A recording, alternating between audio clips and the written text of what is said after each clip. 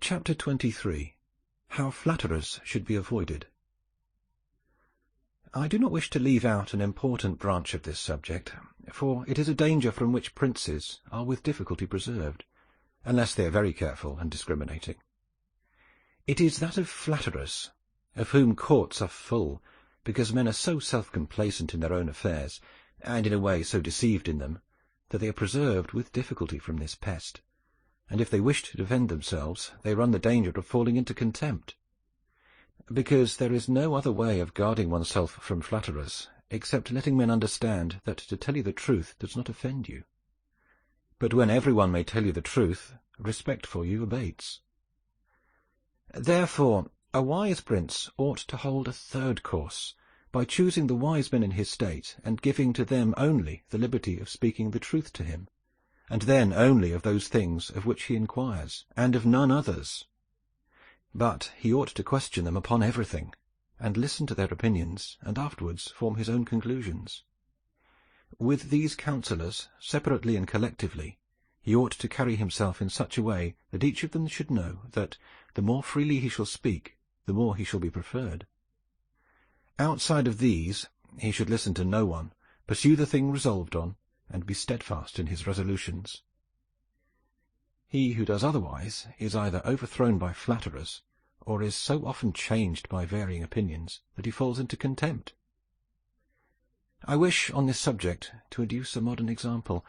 Fra Luca, the man of affairs to Maximilian, the present emperor, speaking of his Majesty, said, "He consulted with no one, yet never got his own way in anything." This arose because of his following a practice the opposite to the above. For the emperor is a secretive man. He does not communicate his designs to anyone, nor does he receive opinions on them.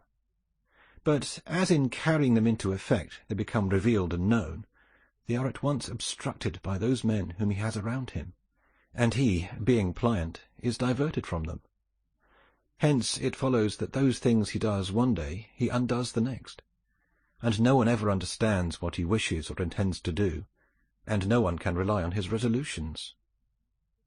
A prince, therefore, ought always to take counsel, but only when he wishes, and not when others wish. He ought rather to discourage everyone from offering advice unless he asks it.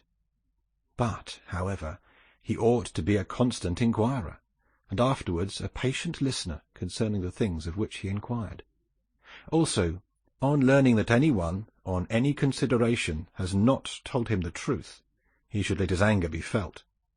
And if there are some who think that a prince conveys an impression of his wisdom not through his own ability, but through the good advisers that he has around him, beyond doubt they are deceived, because this is an axiom which never fails, that a prince who is not wise himself will never take good advice, unless by chance he has yielded his affairs entirely to one person who happens to be a very prudent man. In this case, indeed, he may be well governed, but it would not be for long, because such a governor would in a short time take away his state from him. But if a prince who is not inexperienced should take counsel from more than one, he will never get united counsels, nor will he know how to unite them. Each of the counsellors will think of his own interests, and the prince will not know how to control them or to see through them. And they are not to be found otherwise, because men will always prove untrue to you unless they are kept honest by constraint. Therefore it must be inferred that good counsels, whencesoever they come, are born of the wisdom of the prince, and not the wisdom of the prince from good counsels.